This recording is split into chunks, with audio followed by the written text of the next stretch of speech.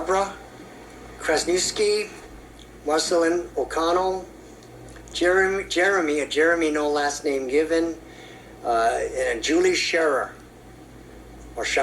Julie Scherer.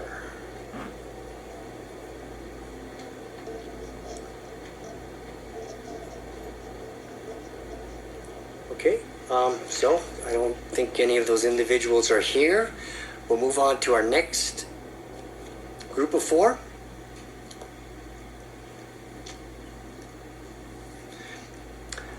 Louis Davanzo, Ursula Rutherford, Mel Pu'u, Ernest Shin. Or she, excuse me, I'm sorry. Okay, we'll start with, Ursula Retherford. Okay. My name is Ursula Retherford, and I continue to be in strong support of Bill 85 CD2. Although not in favor of the issuance of new permits, I'm also in support of Bill 89 CD2 as amended by a council or committee chair, Ron Menor and Joy Manahan. Now, after having testified at so many hearings against the impacts on our neighborhoods and depletion of our housing inventory by the proliferation of illegal vacation rentals, what more can I say? There are, after all, just so many ways to peel an onion. What I would like to add or repeat is that while the 2 bills before you are good, they sadly come only after much irretrievable damage has already been done to some of our communities and residents. And there are social costs, many, some hidden and some more visible.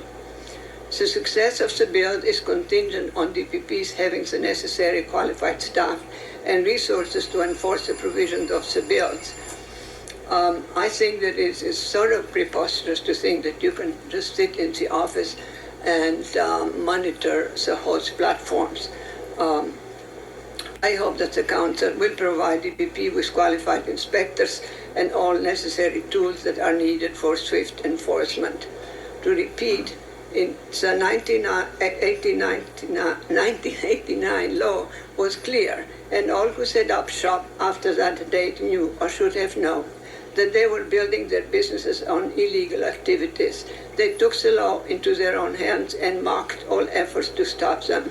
The mom-and-pop operations that need help with their mortgages are few and far in between, hardly warranting the sacrifice of our neighborhoods and housing. What we have been doing by not enforcing the law is helping mostly those who are already doing well do even better, while hurting those who need help most, our long-term renters, which I believe represent about 43% of our population. I urge you to assert your authority and responsibility for the enforcement of our zoning laws and to protect our housing inventory and the public interest that is vested in our residential communities. Now, while I appreciate all the efforts of all the council members to improve the bill, the 2 bills, I urge you to forward to full council for final hearing Bills 85 CD2 and Bill 89 CD2 that contain council members Menor and Manahan's amendments. Thank you very much. Any questions for the testifiers? Okay, next testifier. Thank you, council members, for this very long meeting. I appreciate your trying to balance all the different factors, and I realize that some regulation needs to be placed. I am against 89 and 85 at the current state. I think blaming home sharing and TVUs for the high cost of living in Hawaii is faulty. I think the main culprit is the very low salaries that you have here. My own kids, one's a lawyer, she can't get a third of the salary that she gets in California, so she's not here right now. So I think many people have had that price of paradise. Also the high cost of groceries, high cost of many things. I think if you got rid of all the home sharing right now, prices of housing would still stay high. One thing for sure, I share the house that I live in. I've lived there for over 35 years. I shared it with my mother until she passed away in the house. My 2 children grew up there. So I am a resident for a long time in our house. Having home sharing allows my family to keep my house. My kids have told me, never sell the house, Dad. Whatever you do, don't sell the house. So I have 2 Airbnbs that live downstairs where the kids stayed, and they are very great people I meet from all over the world. And when my kids want to come back, one's coming back in November, I'll block out a week, and she'll take over the place.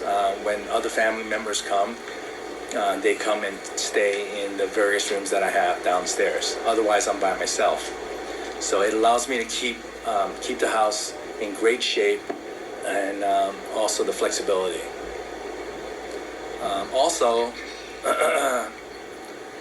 I have partners that help me run the place.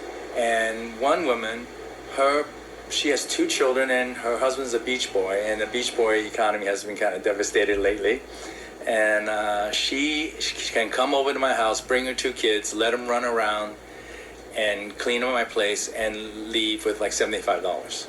And that's the flexibility that she has that she can't get in any other situation. And she's very, very happy working with me, and we work together very well. I think the hotels enjoy very high occupancies right now, and they're extremely expensive. A lot of families will come and stay with me, and home sharing allows me to share different aspects of Hawaii. I tell them what beaches to go to, what restaurants I like, where the cool, trendy bars are, depending on the people, where the hikes are. Also, I have banana trees on my property, and they've never seen a banana tree before. They go, wow, that's cool. And I let them cut down my bananas from my tree, and they enjoy that aspect. I think that's a sharing of Hawaii that a hotel experience does not offer. I think what should be done in the regulation is to increase the number of home sharing. I think cutting from 1% to 0.5% is way too little. I don't know exactly how the calculations would be, but I think preventing someone like me from doing what I'm doing now would be a shame. Thank you very much. Questions? Okay, thank you. Okay. All right, I called Louis Davanzo and Mel Poo. This is my second call for them. Are they in the audience to come forward to testify? Okay, we'll move on to the next group of 4.